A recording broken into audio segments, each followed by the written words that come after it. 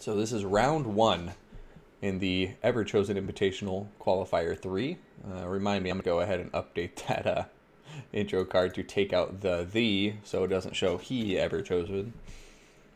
But it's going to be ODM Reym with the Greenskins going up against NK Leviatano with the Warriors of Chaos. So let's go ahead and load into the game and see which each of these players have brought. And I hear some wine Greenskins to be sure. Now, let's go ahead and turn up the music just a bit because I haven't had it on today and it feels a little bit quiet. So, let's go start with the Chaos Forces, Start with red. I drink coffee because of my tournaments. You drink coffee because of my tournaments? Well, I drink coffee because of my tournaments too. Also, what am I doing here? I'm just amateur hour. The cursor is on the screen and I'm casting. Nobody wants to see my cursor on the screen when I'm casting. But without further ado, here are the Warriors of Chaos. We're going to have Chaos Marauders, Chaos Warriors with great weapons, and Chaos Marauders. And then in the center, we are going to have a single Chaos Warrior with halberds by the looks of it. Now, backing up this infantry, we're going to have some Chaos spawn. Looks like 2 of them, unbreakable monstrous infantry to help out. We're also going to be seeing a healthy number of Chaos Knights, and I'm taking a quick peek around the field to see if I'm missing anything. It doesn't look like I am. So, Leviatano is going to be bringing 2 Chaos Knights. I absolutely love Chaos Knights. I don't see them too often against Greenskins, so we'll see how they fare here. We're going to be seeing a Dragon over Shaggoth for that terror and that single entity killing power. For the magic, we have a Chaos Sorcerer of Shadows. This guy in his bulbous mutated arms going to be bringing Penumbral Pendulum and nothing else. And then for the Lord / caster of this army, we are going to have Archaon, the Everchosen, leading the Chaos Knights into battle atop his warhorse, Durgar, or Dorgar. I think I just butchered his name. I'm sorry, Horsey. I don't mean to forget your name. But actually, Archaon has no magic. Interesting. He's just a naked Archaon and just Penumbral Pendulum, so nothing else besides that. That's interesting. And I can already see that the Chaos Warriors are going to suffer because they have nothing to deal with Azag. Now, going back to Azag in just a moment, let's start with the Vanguarded Skirmishers. We have 4 Forest Goblin Spider Rider Archers. We're going to have an Infantry Corps with the 8-Peak Loonies, 3 Black Orcs. We're going to have the Hammer of Gork ROR Goblin Rock Robber. And then we have 2 units of generic goblins in the back line. For the Monsters in Leadership, we have an Arachnox Queen. We have a Goblin Big Boss with They Need Stabbing on foot. And then we have the aforementioned Azag the Slaughterer, the big baddie himself. He's going to have Spirit Leech, as well as that Aspect of the Dread Knight. It sure is. Aspect of the Dread Knight with Foe Seeker and Slaga Slashers with Get On With It. Now, already I'm worried for this Chaos army. It's all going to come down to the Chaos Cavalry. And if Archaon and the Chaos Cavalry can break the Greenskins with rear charges before it's too late. Because I'll give them that. They do have an advantage in Cavalry. These 2 Chaos Knights could kill all the Forest Goblin Spiders, no problem. And if Azag lands, he's making a risky decision because Archaon does out-hit him in just a one-on-one fight. But other than that, it just seems like the Greenskins have the tools. You know, they have the artillery, they have the firepower, they have a flying terror unit with Spirit Leech, and the Chaos Forces just really have nothing good to answer that. We'll see how much Penumbral Pendulum does here, but unfortunately for the Chaos Forces, Black Orc's really heavy armor. He'll have to overcast it, I think, if he wants to get anything done there. But even more unfortunate is Archaon going to continue to get Spirit Leeched by Azag, and it's always a painful thing to see your Lord getting sniped out by Spirit Leech before you can even do anything. Also, I just have the score up here as not what it is. So let's go back into the fight. Archers are firing into the Shielded Marauders. Nice play from Leviatano, pushing those guys forward to take the brunt of the damage. However, Chaos Knights are taking a lot of damage from the Hammer of Gork, and they're down to about half health, and these are expensive units. They cost 1,400 apiece. So all this damage is really hurting.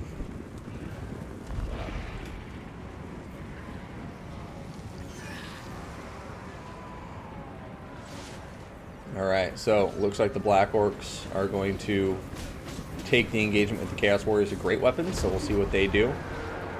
The 8 peak loonies are breaking the charge. They are unbreakable after all and don't need to worry about routing, so they're just going to disrupt the Chaos Forces charge.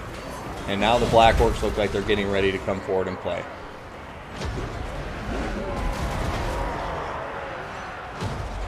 Alright, as I continue to Spirit Leech Archaon, the Everchosen, at this point he might just want to dive into those Chaos Knights and terror out them. That wouldn't be too hard for him to do, but I guess I don't need to give feedback here because overall I do think ODM Reym's Greenskin army is playing this very well. Here comes the Penumbral Pendulum. Oh, it's going to be just off target, I believe, and not going to do the most damage there. Wah just got popped, and now you can see Chaos Warriors here, already broken. The Halberds are on their way to being broken by Azag and his Black Orcs. Over here, the Ragnarok Queen is fighting the dragon over Shaggot. Going to be doing okay for itself.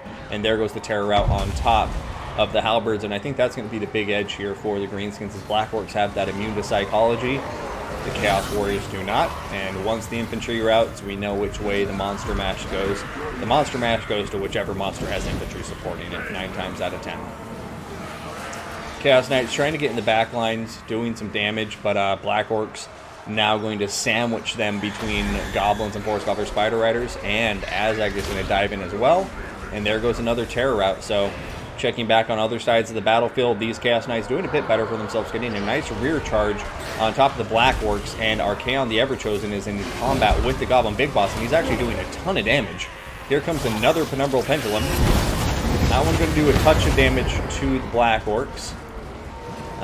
But yeah, this is Chaos's only chance. They really need to get a huge route here if they're wanting to try and win this out. But there goes another Spirit Leech, and I think Archaon is going to be really, really in a dangerous spot as soon as that's done.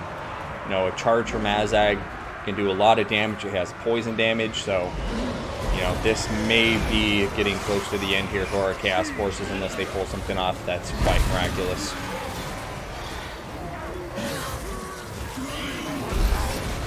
And although these are regular Chaos Knights, so their melee defense, I think, is all the way up to 50. They're no chumps in sustained combat, but even then, you just want to get them out of combat. You don't want to stay in combat with a bunch of Black Orcs for this long. And the balance of power is starting to shift violently against our Chaos player. And it looks like this round 1 is going to go to ODM Reym and the Greenskins.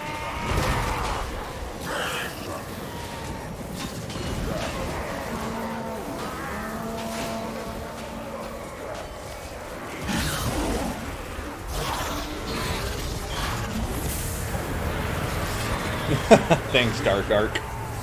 You turd. But there go army losses, and a GG to the Greenskins, led by Reym.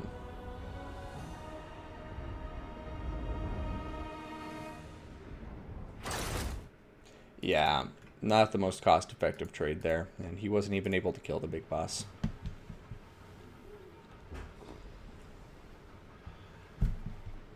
Yeah, the Chaos Knights with Lances with their huge charge bonus are what I prefer to bring. There's a couple matchups where I think the regular Knights can pay off. But overall, I just think this army was lacking some very key components. Number one, he only had Penumbral Pendulum and he had 2 casters. Technically speaking, I know Archaon's enough to just be a melee lord, but he is a caster too. And a Fireball would have been at least nice to see there just for Azag, you know? Big Boss would also be very susceptible to a Fireball. But just either that or Mod or Horseman, some type of ranged power or flying power to counter the idea of Azag potentially being on the field. He's a pretty common pick into Chaos. And if you're not prepared for him and you don't have anything to deal with him, then he just kind of picks and chooses where he wants to go, Spirit Leeches people at his leisure. And it's a really tough battle from there if your opponent has the initiative. So, other than that, you know, the Black Orc core just really turned out well for the Greenskins. Both players opting for small armies, and I think that definitely went in the Greenskin favor. The artillery gave them the initiative to force Chaos to them, although I don't think Chaos was ever intending to kind of camp or stay still. They didn't have anything to go with that playstyle. But some good damage coming out of this bad boy. It's only 800 points. 46 kills on top of it. Keep in mind, it was dishing out boohoo damage to one of these Chaos Knights, which is a lot of value. And, yeah, think that's enough said. I can stop pontificating and let's get to the next battle. Throw up that army blocker so we don't spoil anything. Alright, everybody. Well, without further ado, let's go ahead and throw up that intro card. So, here we have it. ODM Reym leading the Bretonnians, the Lady of the Lake followers, against NK, Leviatano, and the High Elves. This is round 2 of their best of 3. And ODM Reym is on match point. He is up 1-0 right now, so if he takes this, he advances. So Leviatano is fighting for his life at the moment. Now, as far as what they brought to the field, let's start with the Bretonnians this time, so our blue player. We're going to have 5 Peasant Mob. Besides that, we'll see some Spearmen at Arms, and we're also going to see 4 Peasant Bowmen. It looks like 2 of them will have Pox Arrows, and 2 of them will be just the regular variant of those Peasant Archers. Going to have a healthy amount of Cavalry. It's going to be Grail Knights. Looks like 1, 2, and 3 of them, and then a single unit of Knights of the Realm. Let's see where those Grail Knights ran off to. Yep, here they are. So 3 of them in the back line with 1 Knights of the Realm. That's an interesting build. I don't know how often I see 3 Grail Knights, but I think it can be quite effective. Now, over here, we're going to be seeing... Oh, he left you a long time ago? Well, thank you for letting me know. I apologized in advance to Reym in case I did that erroneously. So, here we have it. The Fey Enchantress. She's going to be on top of her Unicorn Silveron, and then she's going to have 2 Paladins accompanying her. One will have Guardian, the other will not, to save on cost. It is an AoE effect after all, so no point having it twice. We got the Fey Enchantress with Favor of the Fey, Arcane Conduit, Regrowth, Earthblood, as well as Mist of the Lady and Life Bloom. So, looking awesome as usual, riding side saddle into battle. And last but never least, we have 2 units of Bretonnian Trebuchets to lob those rocks into battle. Now, over here, we have the High Elves. We've got Silverian Guard, 1 on either flank, and then we're going to have a front line of Spearmen, it seems. So 2 Spearmen, and then actually the 3rd in the center will be a Silverian Guard. Going to have 2 Lothran Sea Guard. Got an Eagle Claw Bolt Thrower right here. And then in the backline for the cavalry contingent, we're going to have Dragon Princes. So we have 1 regular, 1 unit being the Fireborn, and both of these Dragon Princes will be led by a noble on a horse. The nobles on the horse are quite the flourish multiplier, great at killing models in cav combat, and quite capable. Last but never least, Alariel the Radiant will be riding her horse into battle. She's going to have the Star of Averlorn, Arcane Conduit, Earthblood, Phos Protection, and Life Bloom for that passive healing. Now, that rounds out both forces. Keep in mind, one of these Lothran Sea Guard is the ROR, the Storm Riders. These guys can fire while moving and have a 360 degree of fire. So, pretty good unit. Shibu, the Everchosen, is the tournament that Creative Assembly hosts, the production company that makes the Total War games.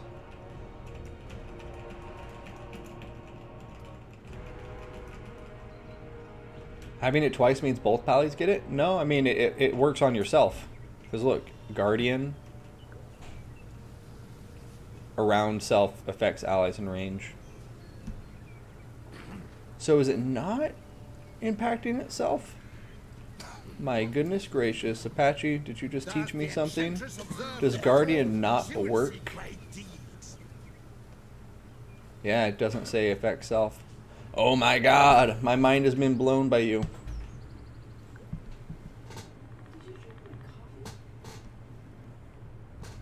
One second.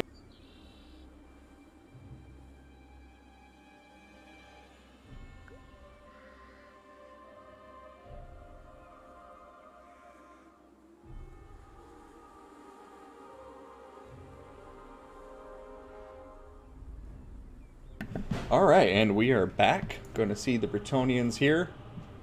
Healing versus heal. Who wins? Either way, the peasants lose. Hey, Romulan Dog. Good to see you, my friend. Affects allies, not self. That's a good point, Patchy. Thank you for the education there. Alright, so now the armies are in combat. Going to see the Eagle Claw Bolt Thrower try to get artillery dominance over the Bretonnians, who have 2 trebuchets, but obviously I don't think that's going to go to the High Elves. The trebuchets are going to get value by hitting High Elf infantry, and the Eagle Claw Bolt Thrower is going to try to get it by shooting down the trebuchets, but I would honestly like them just to see like them focusing on killing Cav models.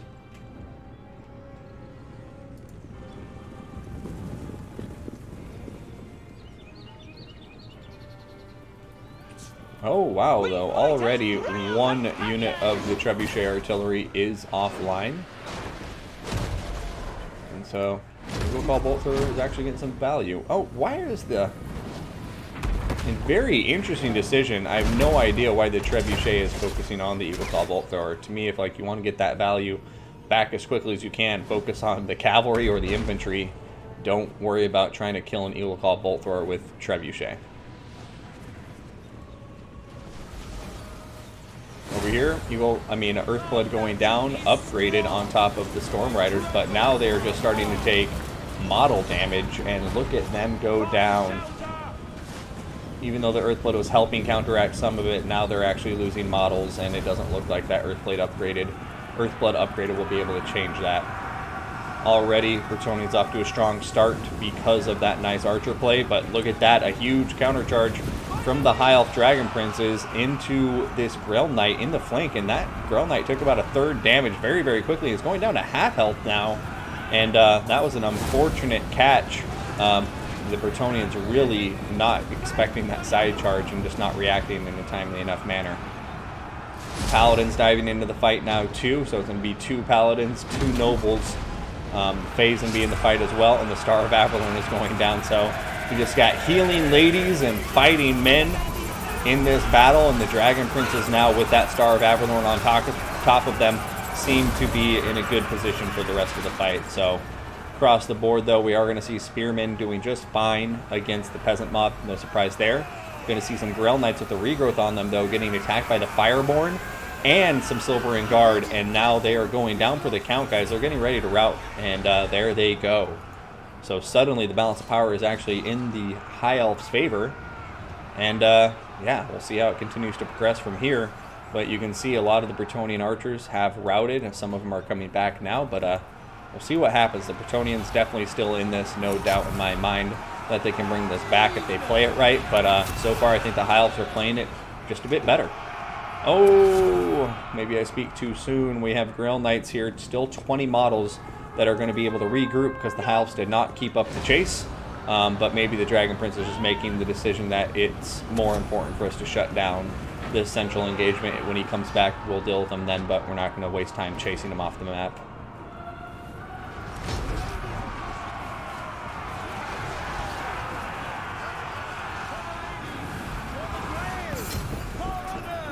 Alright, Dragon Princes are in combat with the Grell Knights, and once again we have Spearmen supporting them. Over here, going to see another charge, this time by Knights of the Realm, going in after the Dragon Princes. But the Dragon Princes do have the safety of Spearmen to pull back behind, while the Bretonnian forces do not. I mean, right now it's not looking the best for Bretonnia. I'm going to be completely honest and just say it. It's not.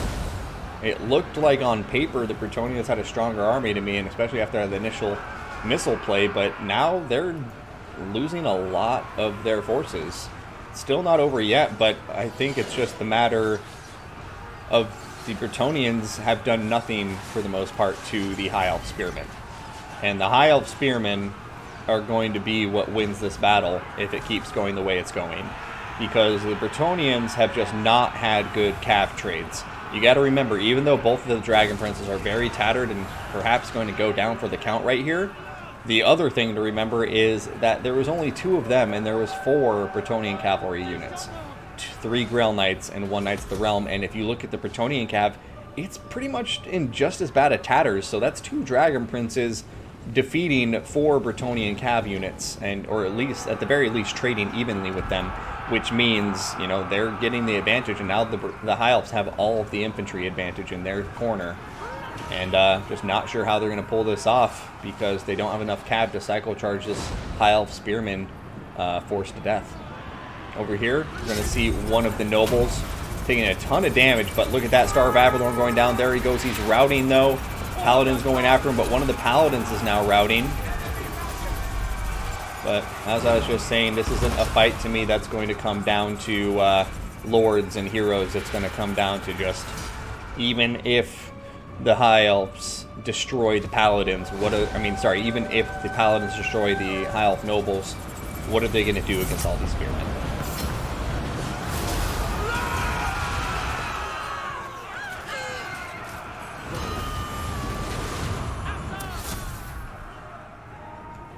And there it goes. Army loss is kicking in, and the High Elves have won the day. And NK Leviatano has survived to fight another round. So good job to him, and a great second battle. That first battle was a bit of a convincing crump for the Greenskins, and I have to say the second battle was a bit of a convincing crump for the High Elves. At first it was, up in the air, but as soon as the two armies came to grips and got into melee combat with one another, it just seems like the High Elves kept the momentum up and won it from there. And oh my god, Ragnarok gifting 10 subscriptions. Everybody give Ragnarok676 some love in the chat. That is far too kind for you. And far too kind of you. I really appreciate it, man. Thank you so much. So there we go. Calidius Anticity, Red Salamander, Zach, Zutron Smith, Giacomo, Calax Primal, Bullizan, Jixie, Reym, and Stannis. Welcome to the stream and enjoy those free subscriptions that were gifted to you by the great Ragnarok. So thank you, thank you, thank you. Hey, man, I appreciate it, Ragnarok. Don't know about the best, but hey, onward and upward. We'll get there eventually, right? But yeah, great first game. Let's go ahead and get into round 3 now. We'll throw up that army blocker and update the scoreboard, showing that we are going to the tiebreaker.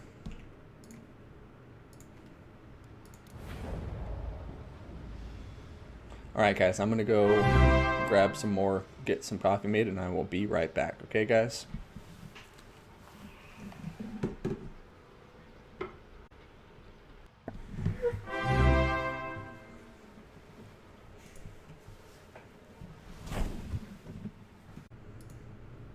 Okay, and here we go guys, loading into the map. It is Cairnwoods.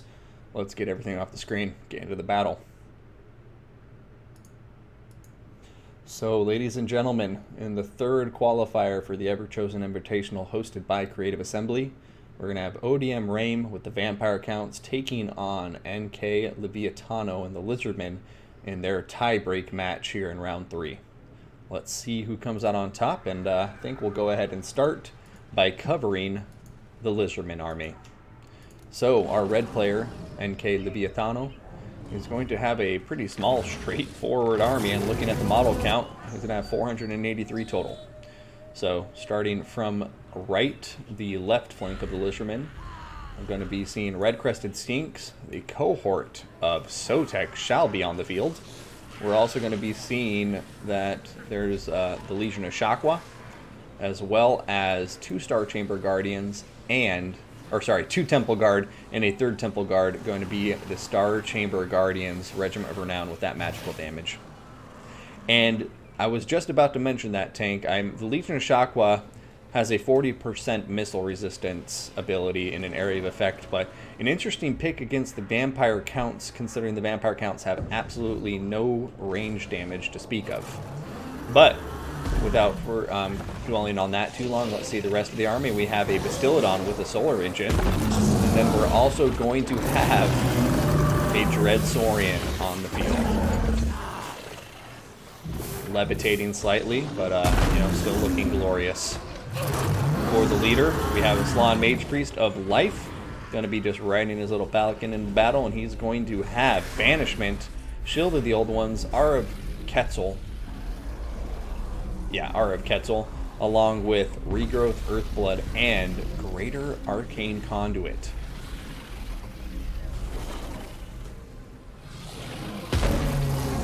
So, let's go take a look at the Undead Forces being brought to the field by Reym. And we're going to see, first and foremost, a frontline of 4 zombies. There will be backed up by skeleton warriors, some skeleton spearmen, and a second unit of skeleton warriors. And then we're going to have a third line, which will be Graveguard with great weapons. Now, the Graveguard with great weapons will have a corpse cart with balefire nearby. And then for the large units and mobility, let's take a look there. Starting on the left flank, we're going to have a Mortis engine ready to sap the life out of the greenskin, or the lizardman blob. We're going to have an Air Force consisting of 3 Fellbats, perhaps to harass any Pterodon riders that may be on the field. We have a single unit of Blood Knights and 2 Vargwolfs behind them. Oh boy, these heavy-hitting bat dogs are going to be going at them hard. Now, for the rest of the vampire count army, we do have a Banshee. This Banshee will be down on the ground, just naked besides herself and her corset. And she'll probably be trying to snipe down some dinosaurs. And then look at this. We have the Lamian Vampire Lord on a barded steed. She's going to have an ample amount of cleavage showing, and seduction, an appropriate ability to be bringing, along with lightning reflexes, scepter of stability, the enfeebling foe, raise dead, and invocation of Nehek. Now, I don't see that item that gives the extra healing here, so it looks like this lord is being brought probably for the seduction and the enfeebling foe, because they have access to the Lore of Shadows here. And enfeebling foe, very useful against a lizardman army where you may be dealing with big monsters like, I don't know, the Dread Saurian, where an enfeebling foe can really help bring those monsters down in melee combat with the Blood Knights and Vargulfs.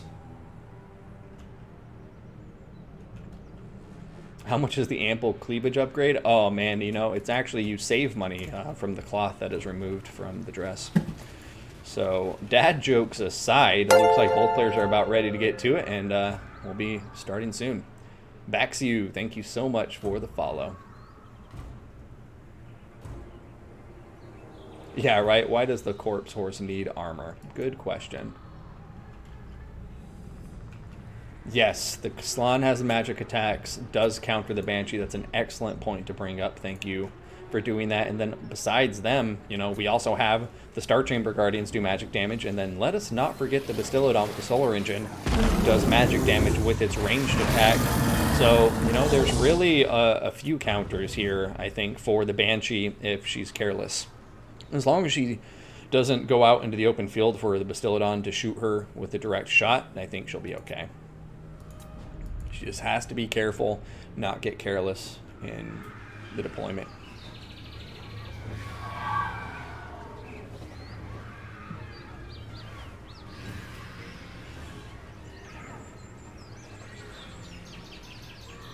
Oh, that's right. Thank you, Alacrity. I forgot. The healing item is on Bella, not the Lamian Vampire Lord. I'm being stupid, and I was misleading the public in what the Lamian Vampire Lord's abilities are.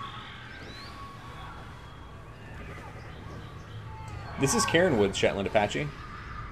I enjoy this map very much. So here we are. The battle has begun and the forces are moving forward.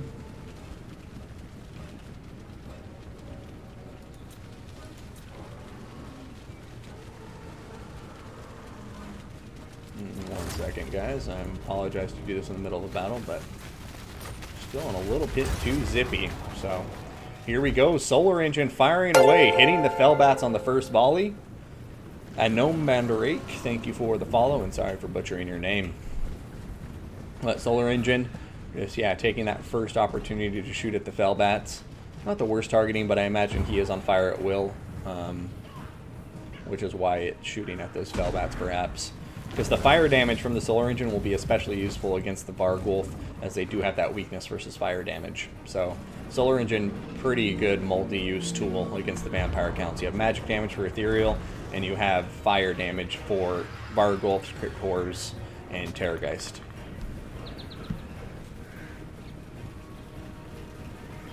I am Turin's son. What are you talking about? He's my dad.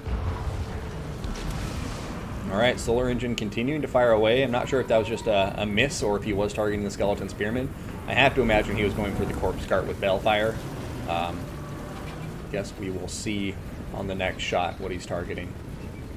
Lizardmen just taking advantage of their ranged power to force the vampire counts to them, and the vampire counts having a very patient approach, which is always good to see. Bastiladon did connect with the corpse guard that time, but not doing the most damage on the first fire. Second round doing a bit more damage here, and now the vampire counts are pushing in with the fell bats.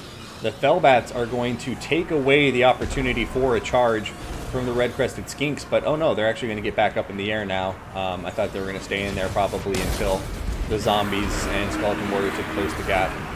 Over here, going to be seeing a zombie summon coming up on top of the Star Chamber Guardians. Grave Guard with great weapons are now going to dive in there, that they are sufficiently tar pitted with zombie chaff, and we'll see what they can get going.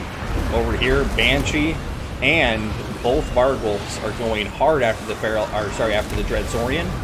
Aura of Kessel's on top of it, and the Enfeebling Foe, so getting a little bit of a buff and a little bit of a debuff. And we'll see what happens from here, but right now it looks like the initial engagement from the vampire counts is not going the best for their infantry. Star Chamber Guardians doing okay, a Banishment doing a lot of damage to this Grave Guard with great weapon unit. Feral Dread Saurian starting to take some damage, but you got to remember that the Salon Mage Priest of Life does have regrowth, so this is one of those fights where I almost think the vampire counts just need to focus on killing the infantry and everything else before they turn their attention to the Dread Saurian, because it's just so likely to get healed up no matter how much damage you dish out to it. And the Blood Knight's going in for a rear charge, but now they're trying to run for their lives. They absolutely need to get out of here. That was some nice micro to remove themselves from that situation. I think it was a mistake to go in there in the first place, but I think he did a good job recognizing that mistake. Pulling out, he has to keep the Blood Knights alive if he wants to win this fight. If the Blood Knights go down, I don't see it being very likely that the vampire counts win this. They need that cycle charging. They need that huge charge damage to whittle down the Lizardman infantry. Feral Dread Saurian and Salon Mage Priest are in the back lines now. The Legion of Shock was back here meat shielding, but as you can see, Blood Knights are coming in for a rear charge, hitting these Temple Guard in the back. Going to be doing a really good amount of damage there on the charge. And the Feral Dread Saurian is getting low on health now. He is getting close to that half health mark, but only time will tell. Like I say, one regrowth overcast and this guy's right back up to top health. That Vargwolf went in to attack him, but it got knocked by the mass of its huge tail. And let's go ahead and take a higher level view of the battle to kind of see what the overall state of it is. Right now, balance of power is in favor of the vampire counts. And I think in big part because this Mortis engine is untouched. And you got to remember, this Mortis engine is doing AoE damage over a time, just sapping the life from this Lizardman army as long as it is alive. And in the back lines, we're going to see a regrowth going down on top of the Dread Saurian. But the vampire count units in the back line are still relatively untouched. You have the Lamian Vampire Lord, both Vargwolves, and the Banshee back here, and they're just quadruple teaming the the Dread Saurian. I keep wanting to say Feral Dread Saurian, and it is not Feral. Blood Knights, on the other hand, do look like they stayed in combat with the Temple Guard just a bit too long. Another Invocation and Heck going to have to go down on top of them, and we'll see what kind of state that puts them in after it finishes healing up. Balance of power continuing to stay squarely in favor of the vampire counts. And that Dread Saurian is just getting smashed by the double Vargwolf combination with the Banshee and the Lamian Vampire Lord. The Mortis engine is dealing with all of the Lizardman infantry. The Star Chamber Guardians, the red-crested skinks are now routing. You still have a couple of Temple Guards back here. One is quite healthy, the other one not looking as good. Legion of Shock was still alive, but it just looks like the vampire counts have the number of this Lizardman army to me. Feral Dread Saurian, I keep on saying Feral, just the Dread Saurian is just taking so much damage from this hit squad that the counts have brought to the field. And, you know, Reym, I think, demonstrating a very solid understanding of his faction here. Another Banishment going down, though, going to do a lot of damage here. Blood Knights look like they avoided most of it and are now in combat with the Solar Engine, which I think they'll be able to win that fight with enough time. You know, they are surrounding it, may be able to get it to rout in the near future. Meanwhile, back here, the Dread Saurian continues to get chipped away by the Vargwolves. It's, you know, it could be any of these units in a one-on-one fight, but numbers matter. And when it's 4 against 1, the Dread Saurian, even as tough as he is, doesn't look like he's going to be able to pull out on top of the fight. Seduction on top of it, reducing his melee attack. And now this bad boy is down to just under 1,000 HP. He is routing. There goes a shield of Shockwave for missile resistance, but once again, I'm just very confused why that was brought here. But oh no!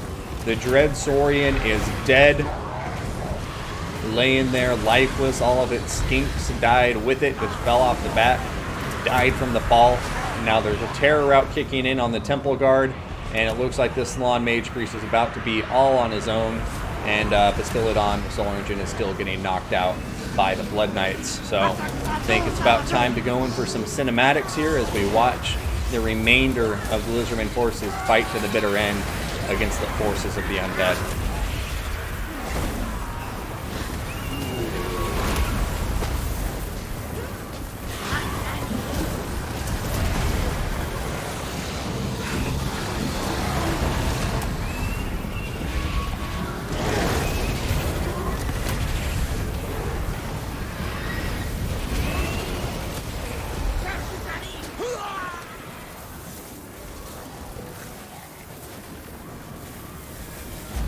That's a GG, a great best of 3 to watch, and really enjoy it. Thank you guys very much for putting up that awesome game. To Reym and Leviatano, thank you for keeping us entertained.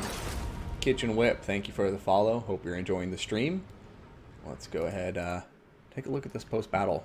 So we have Lami Vampire Lord doing very well for herself. That seduction ability, very useful on top of the enfeebling foe, getting the double debuff there. Seduction debuffing speed and melee attack, and enfeebling foe defense and attack. Harabek for the follow. Thank you, thank you, thank you, thank you, thank you. Much, much appreciated. All these subs and follows, you guys are making my day. You're making my week, my month, my year. But yeah, Mortis Engine 83 kills. That's pretty significant, because that, I'd imagine, doesn't include all of the drain damage they just did to all of the units in this army.